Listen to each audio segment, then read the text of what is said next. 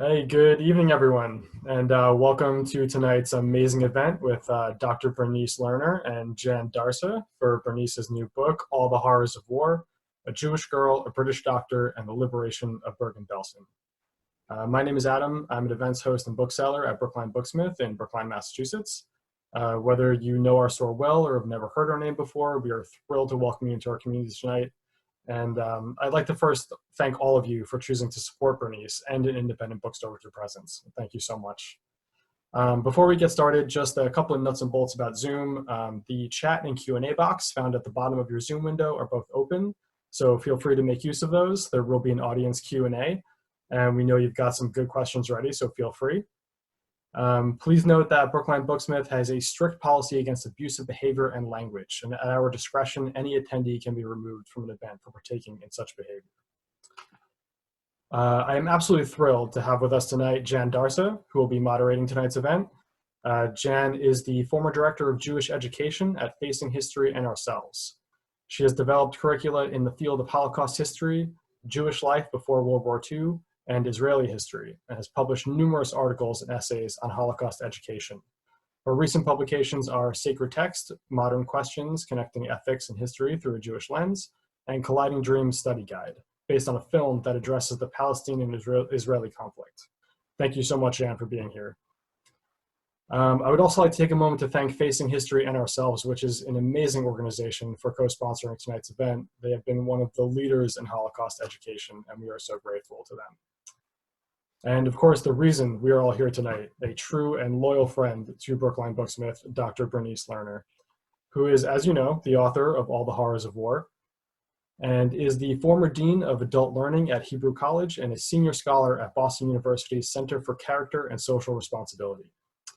I am beyond pleased to have these two women, amazing women here with us tonight to talk about Bernice's book, All the Horrors of War, which follows Glyn Hughes, a high-ranking British officer, and Rachel Genneth, a teenager from the Hungarian provinces, as they navigate their respective forms of hell during the final brutal year of World War II. So, ladies and gentlemen, Dr. Bernice Lerner and Jan Darsa.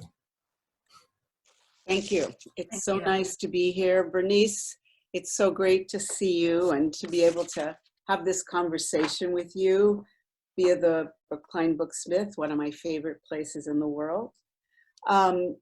I have some questions for you about the book. It's a very unique story. Many of us have read stories about survivors, but what makes your book so unique and powerful is the way you've juxtaposed the story of your mother and her survival with Brigadier Glyn Hughes from England. The reader is awarded two very different versions of the war. One, the version of the camps and the horrors that your mother went through, and the other of a soldier and doctor who went through a different kind of horror.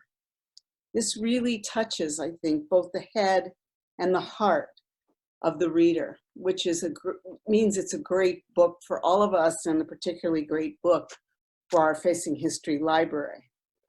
So my first question is, what motivated you to write this story, which is really two stories, two very different experiences, the way you did, juxtaposing one with the other and going back and forth between them? So first, I just want to thank you so much, Jan, for serving as my moderator. It's such an honor to be here with you. And I really want to thank everybody who's participating this evening, because I know there's so many things competing for your time and your attention. So what motivated me to write this book? Really a question, which is, how did my mother survive? My mother had told me throughout my life stories about her youth and her experiences during the Holocaust, but there was a hole in the story, and it was the point at which she had fallen unconscious in Bergen-Belsen, and she didn't know how she was rescued. So I became very interested in the mechanics of that and what actually happened. How did she get from this dung-infested hut to this makeshift hospital room?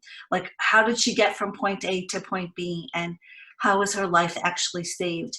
And if you were to just Google the liberation of Bergenbills, and the man most prominently associated with it is this man called Glenn Hughes, who was at the time Deputy Director of Medical Services for the British Second Army, who had this surprise experience. He wasn't expecting it. He had a lot of things on his mind during the war. They were fighting in Northwest Germany, and all of a sudden he came upon this concentration camp that he was responsible for. It was the largest camp, Nazi concentration camp at the end of the war.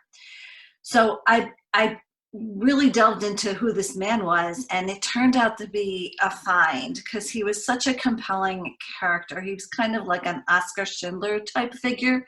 Not exactly, but he really had a lot of compassion for the victims, and he came to see his role in the history of the Jewish people and became a real champion, their champion. So I became very interested in him, and I started to explore his life, and I decided that he really needed to be lifted from the annals of history, of World War II history, into bold relief. People had to know about him because, he, like I said, he should be, I think, in my mind, as famous as an Oskar Schindler, who Steven Spielberg made famous.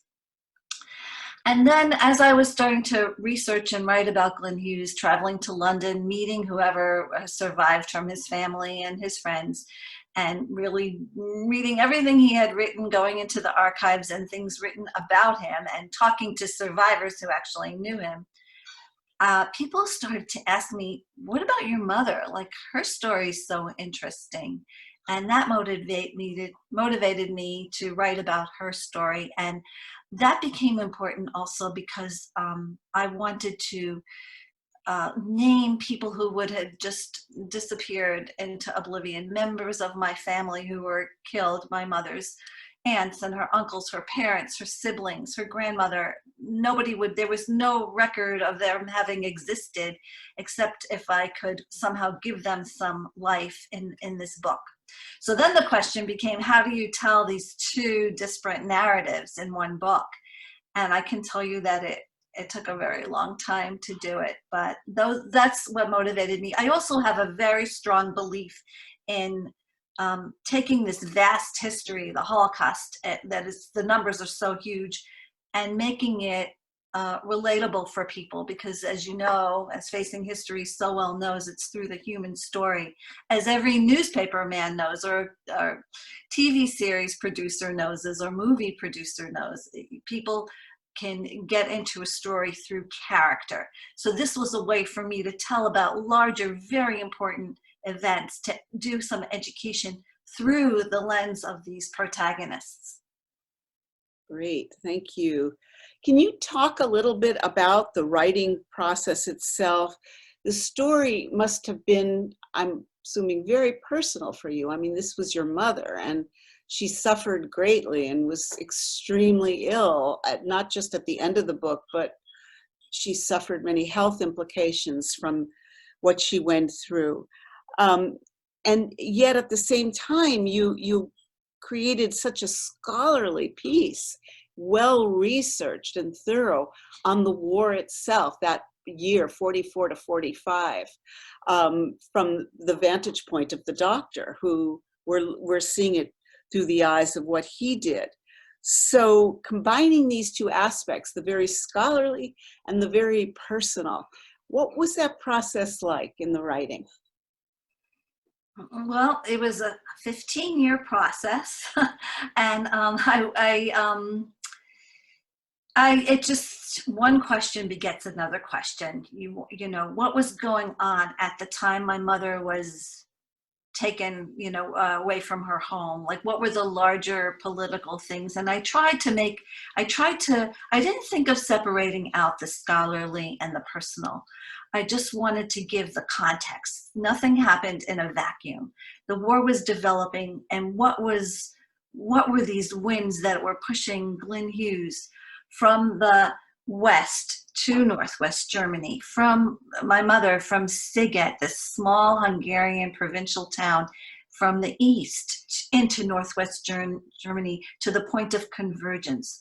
What was the larger context? What was happening in the context of the war that was sort of moving these two peoples to this veritable hell in Northwest Germany. So I didn't think of separating out the scholarly. I never thought at any point that I was being a real scholar and doing this research. It was just like, questions like, oh, this was happening. And then a lot of like discoveries, like I hadn't realized that, the people who were living in the Hungarian provinces had every reason to believe that the war would be over soon and they would be safe. I mean, Hitler was losing. The Germans were losing the war. So what was happening this last year of the war when already so many had been killed? And Auschwitz and Treblinka and Chelmno and Sobibor. And here the last year of the war, they just took this mass of Jews and put them through this horrible, horrible thing. And of course, 90% of them didn't make it. I mean, were killed right away in Auschwitz. But what were the bigger things? And then what was happening from the Allied perspective? And you could go so deep. I mean, what were the policies of Churchill and Roosevelt and Stalin, and what were their, I could have gone way deeper, but I just try to keep it to what was happening on the ground in Europe through the points of view of my mom and the brigadier.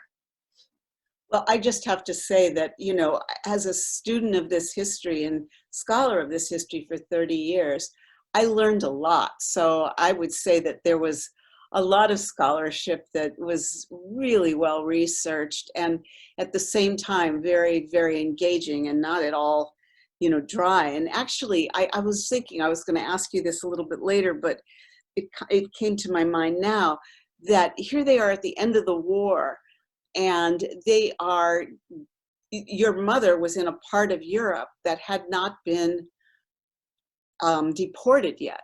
And the Nazis were so determined to get every last Jew in Hungary and Greece, and they were running all over.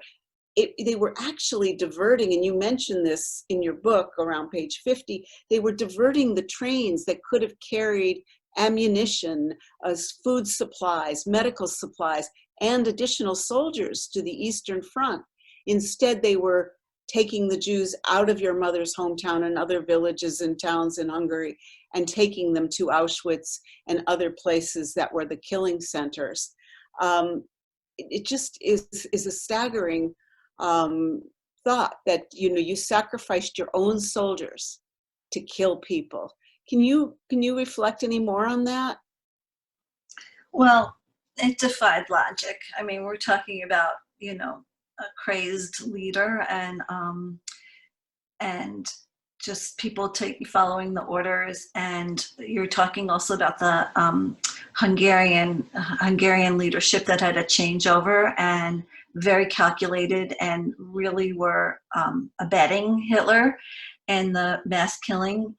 And it became the whole last year of the war. It was just such craziness and chaotic. And there was a lot of warring within the SS and the Nazi factions. I mean, here they were losing the war.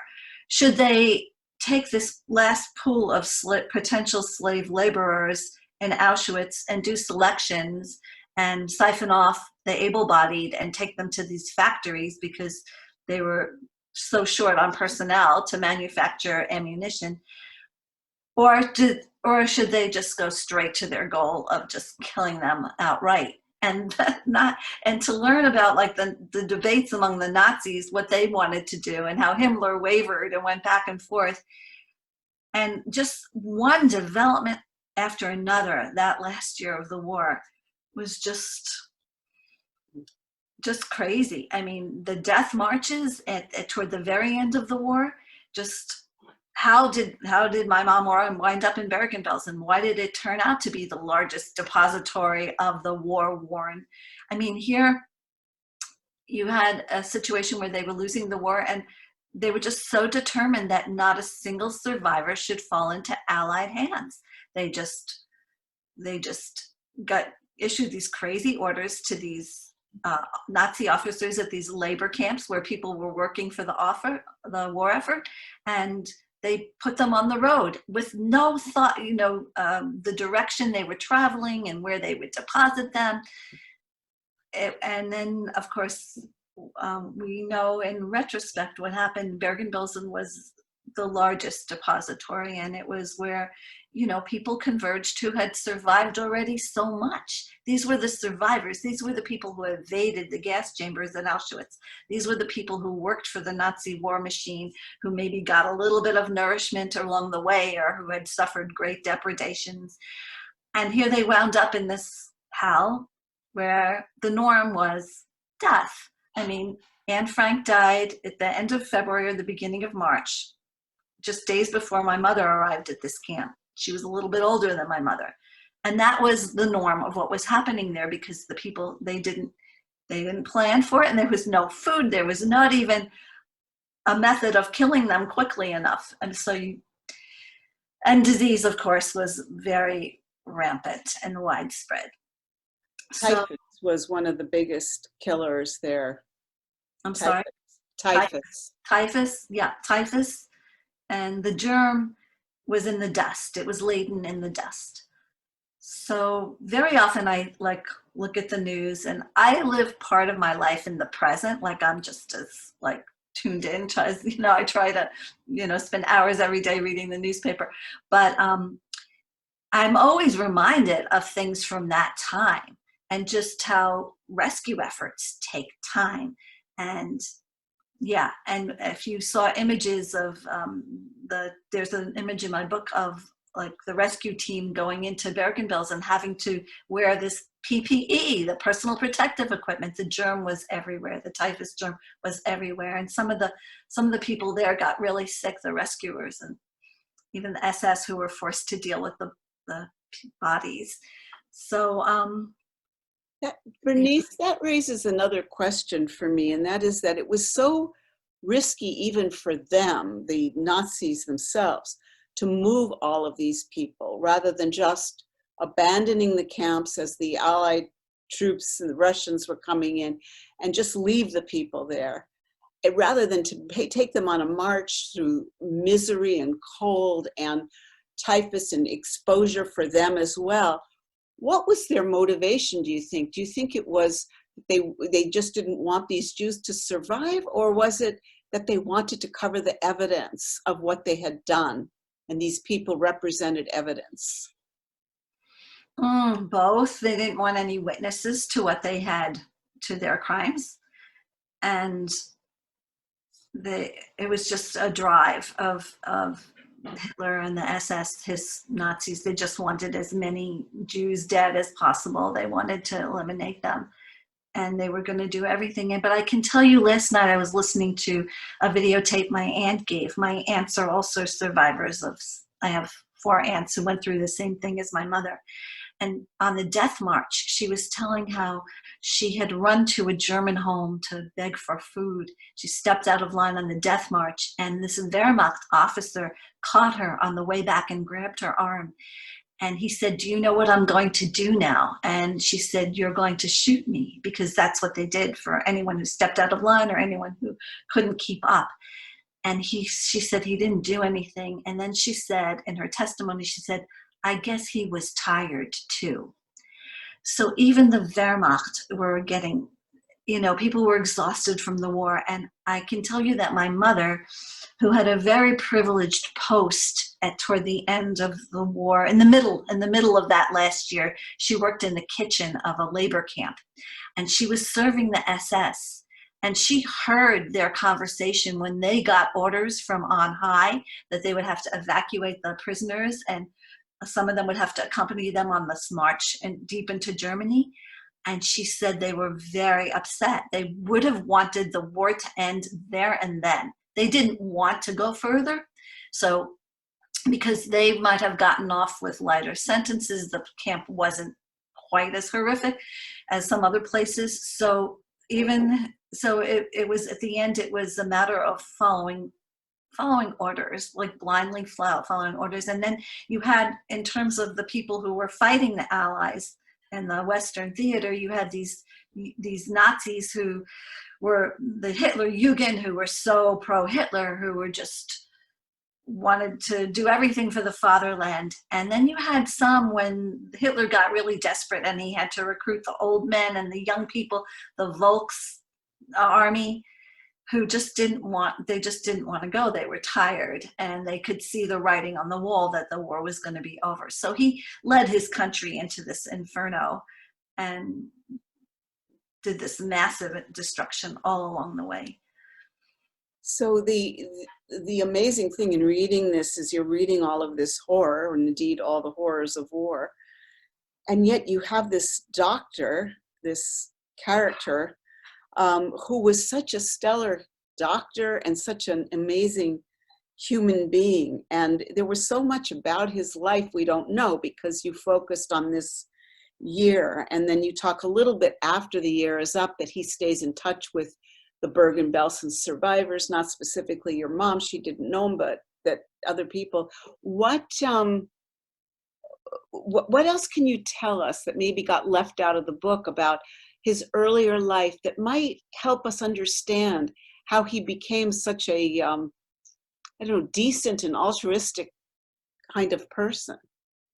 So that's such a great question, and regretfully, I had to sort of cut chapters out of the book. At first, I wrote a full biography just of Glenn Hughes and a full biography just of my mother, but then I tried to weave the stories together. I worked with an editor on it at Johns Hopkins, and we decided we couldn't tell everything.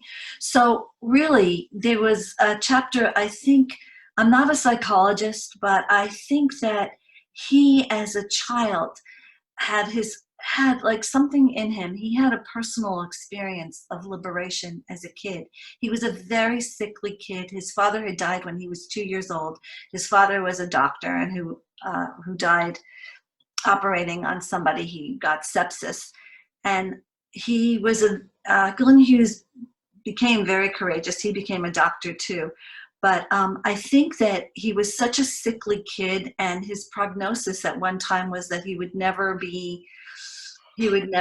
always be very puny. And when he was like 6, 7 years old, he had to be wheeled around in a spinal carriage. He wasn't growing well, and something about him developmentally was wrong in his spine. And then he had this experience when he was 11 years old, and he was sent to a boarding school, special in Britain, they're called public schools for the sons of medical men.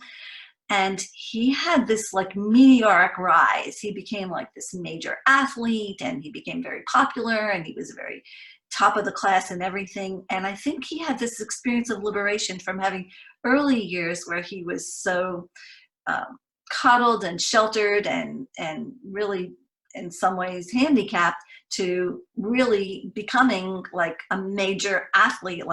He became like a father figure in rugby football in England. So I think there was something in him personally, and he was just, he was sensitive to the plight of people who were the downtrodden. He was always sort of advocating for people. And I think he really moved him to the core when he came into Bergen-Belsen. He had seen all the horrors of war, he said, but he had seen nothing to touch it. So he broke down crying at several points during the liberation. First, he was responsible, figuring out how is he going to rescue and save as many lives as possible, and just seeing the torment and the suffering and not having the wherewithal to help people and to minister them as he knew they should be as a doctor. And he not only, just to make it clear, not only ministered to the people of Bergen-Belsen and the survivors, but to soldiers in the war, and not just the British soldiers, but other soldiers who were injured and needed healing.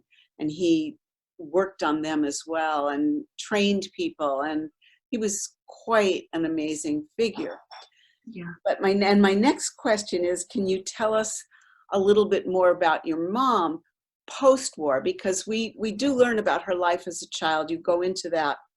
But what happened to her after the war? I mean, we know she got married, she had you and other children, yes? She had my sister, she too. And she survived with her sister Elizabeth. It seemed like they were the only two in the family that survived. Can you just tell us a little bit about how the war impacted her years after the war? So my mom was a kid, so she was an outlier, right? Most of the survivors who were in their 20s, early 30s, they had the best chance of survival. My mother was deported to Auschwitz when she was 14, and she survived when it was 1 year, that terrible year of the war. And she was 15 years old when she was liberated from Bergen-Belsen. So she was a kid, and she was really deathly ill. She was one of the people who was on the border. She had tuberculosis. So she couldn't make any decision for herself. And the Red Cross came and offered to take the 6 survivors to Sweden. Sweden had this humanitarian mission. They were going to rehabilitate people and put them on their feet. They were going to go back to their home countries after 6 months. They had this idea in their head. And so she couldn't make any decisions for herself. She and her sister went to Sweden, and she spent the next 10 years in and out of tuberculosis sanitarium and recovery and rest homes. So before she had children, she had some time to sort of come to herself, to have her mourning, to have her nightmares behind her before she married, came to the United States, had children, and had a life here.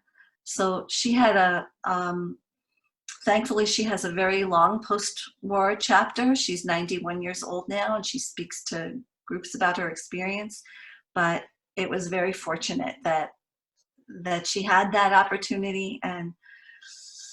But that's it. So I think that rather than, unlike survivors who immediately coupled, married, had children immediately after the war, that was the biggest baby boom in Bergen-Belsen and the displaced persons camp in history, I did not grow up in that direct shadow of the Holocaust. Did she share a lot of her experiences, though, with you as you were growing up? At what point did she start to tell you? Did you have an idea of what she went through? Yeah, so she really answered my questions always. And that's one of the reasons I think I was able to write her story, is that she never made me feel like I couldn't ask.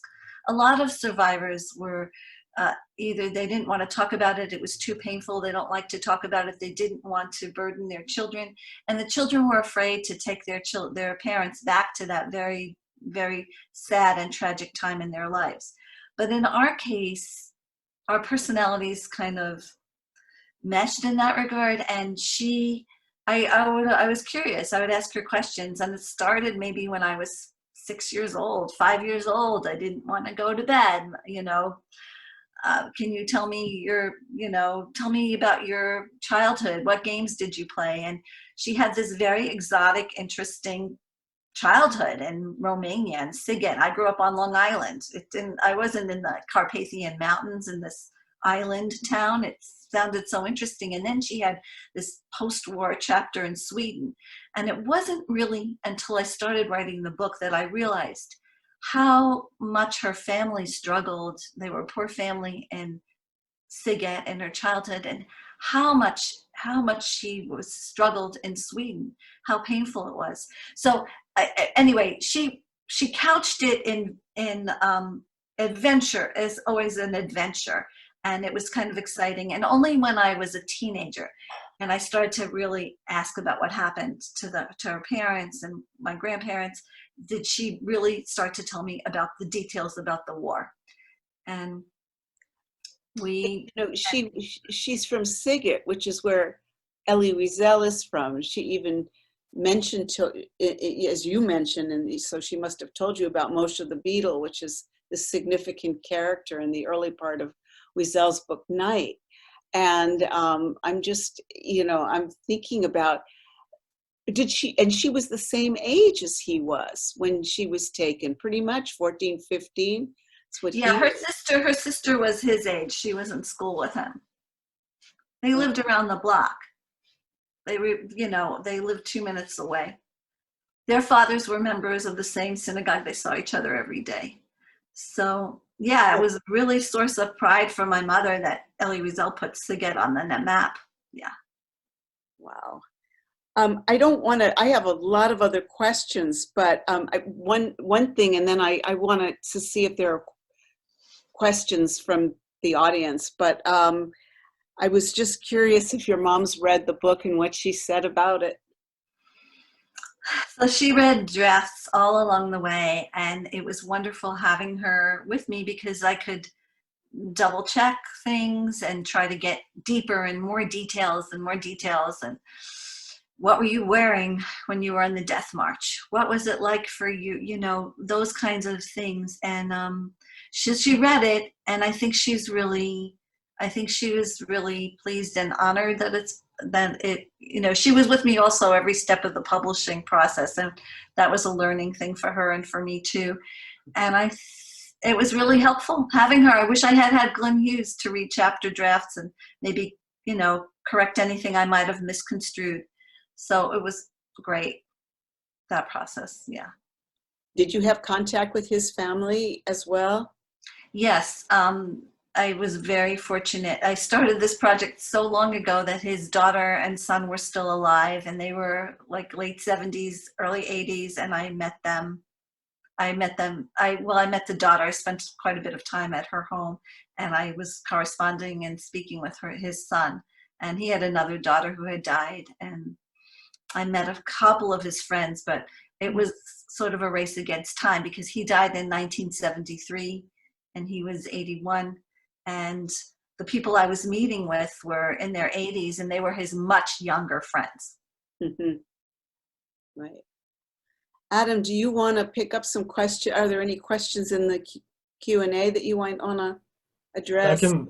Looks like we've got one question in the chat and one in the Q&A. If anybody out there in the audience wants to put in some questions, please feel free. And Jen, if you have other questions, you can definitely dive into that too. But from Jill Schiff, did your aunt who tried to escape the Long March but got caught speak German? I assume she was Hungarian. They were Hungarian, but the Hungarian Jews who grew up in Yiddish-speaking homes had an advantage because they could understand the Germans' orders. So she could understand German. They grew up in a region that was intersecting with the borders kept changing. So that aunt spoke Russian and Czech and German and Yiddish. Nice. Jen, if you have other questions. Well, I do. I actually was thinking, because I know a lot about Elie Wiesel's story, and he came from a very religious home. His mother was a Chassid and his dad was more traditional Orthodox. What about your family? You know, I can't remember if you mentioned their religious upbringing. You said they lived around the corner. What was their religious upbringing, and how did that impact sort of their survival in any way? So I once went to hear Elie Wiesel give a talk, and he described Siget, and he said it was sort of a magical kind of town. It was like you could walk into any Jewish home on a Shabbat, and there would, you know, Friday evening, there would be a white tablecloth on the table, and everybody was Orthodox. And in a lot of his writings sound very familiar to me. I think that they didn't, you know, it was very observant, very Jewish town. 40 to 50% of the people in the town were Jewish, and it was the rhythm and it was in the air. And I would say that my grandparents were not, my grandfather probably was not that religious, but my mother would remember how her father had change in his pocket on Shabbat. Like that was really not, like you're not supposed to do that. But it was the rhythm of their lives. And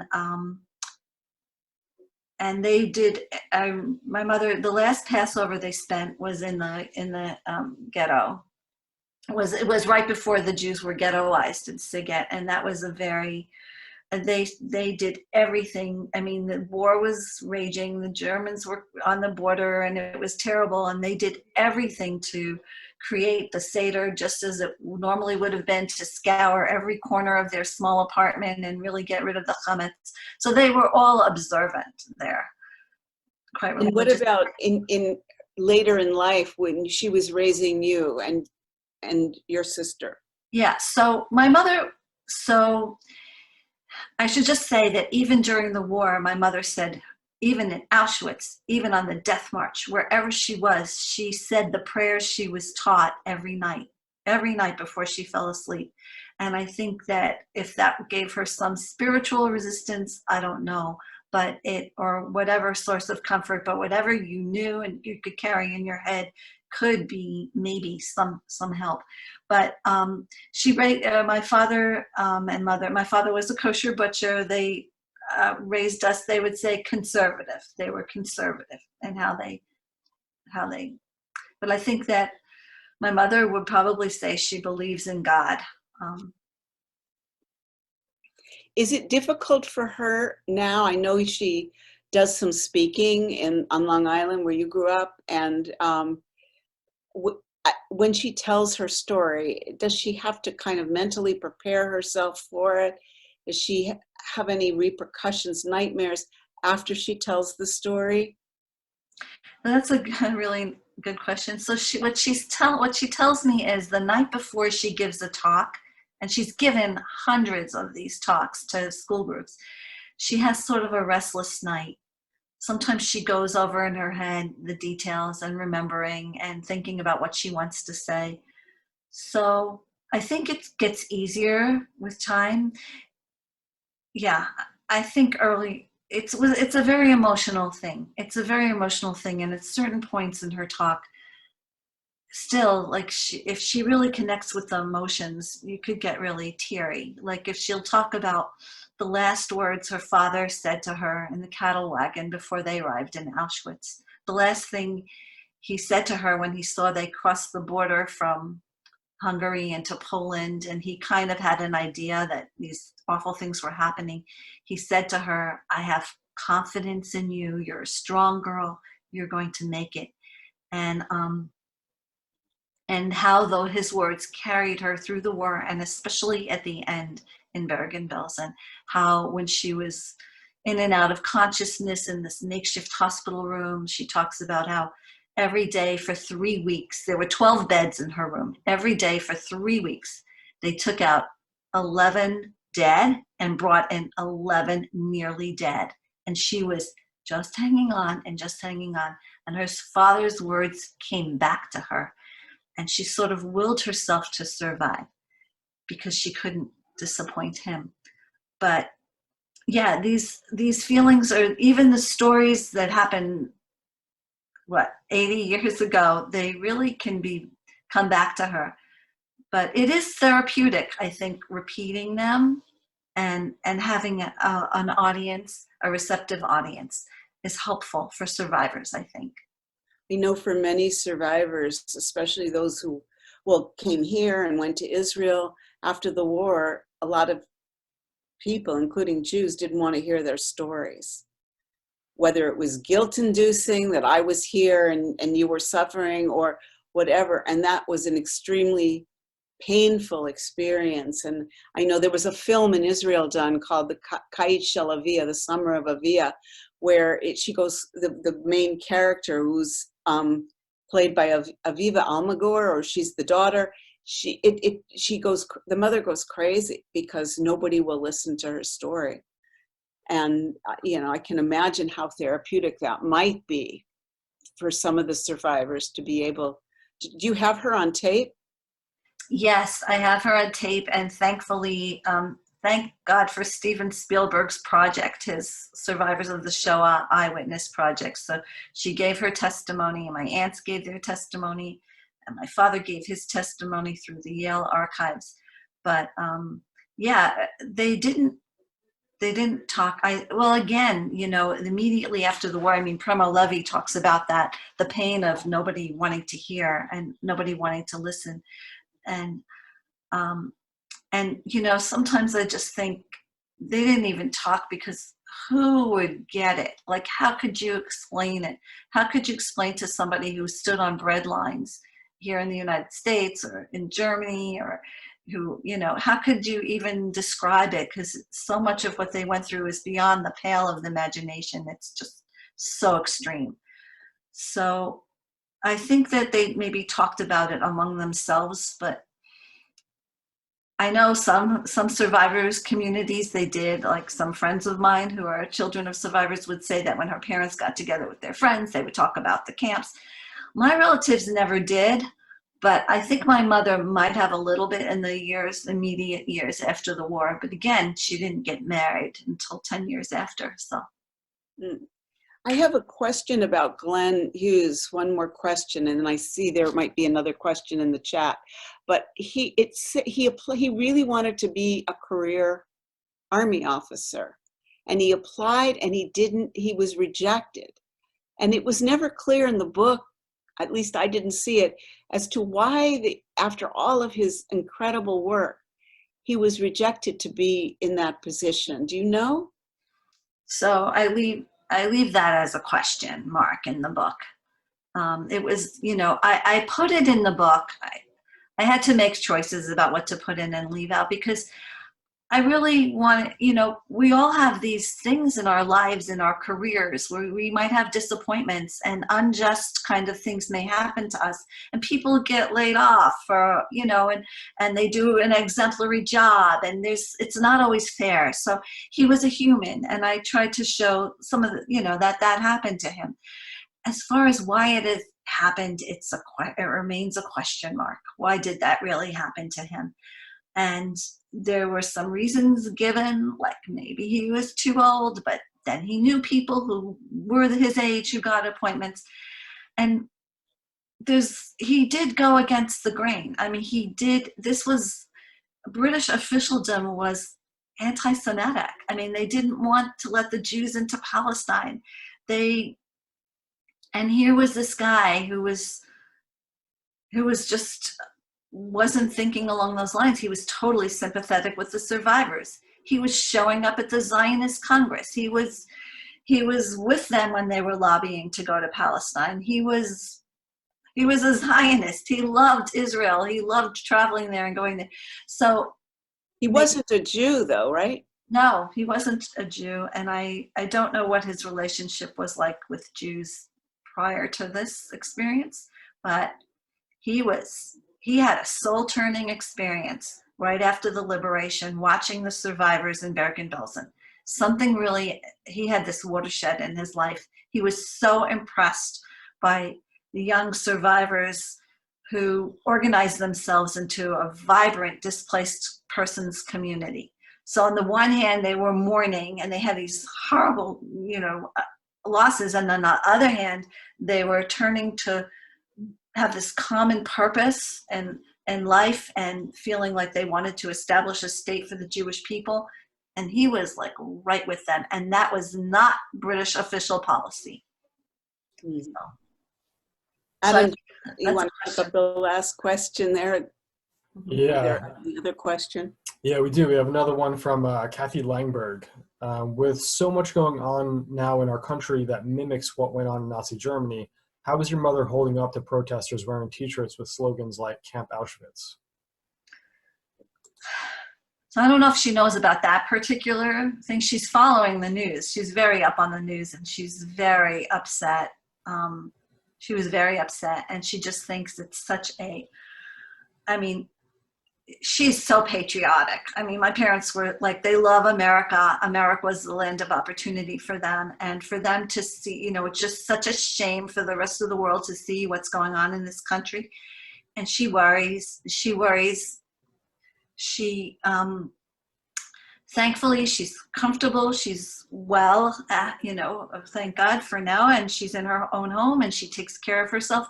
But sometimes she just gets depressed for the state of the world. She feels so deeply for people everywhere. She feels for people who are suffering on account of the pandemic, for the children who can't go to school, and for the people who have food insecurity. And so she has to function every day, but she does see the bigger picture, and she is really aware of the possibilities.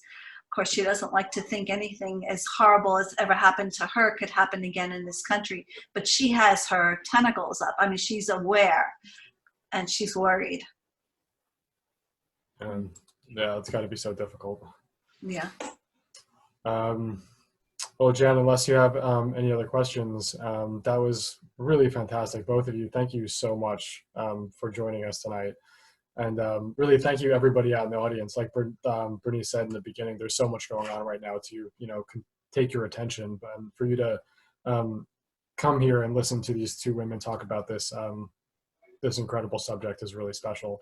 And thank you again for Facing History and Ourselves. And Jan, thank you so much for joining us and for moderating tonight's event. Bernice's book is, I dropped the link in the chat, so you can follow that to Brookline Booksmith's website if you'd like to buy a copy. And Brookline Booksmith is now open, so if you want to come in, we have the book on our shelves right now. Thank you so much. Thank you. Thank you, everybody. Thank you, Jan. Everybody. Thank you to those who came. Bye-bye. Good night, everyone. Good night.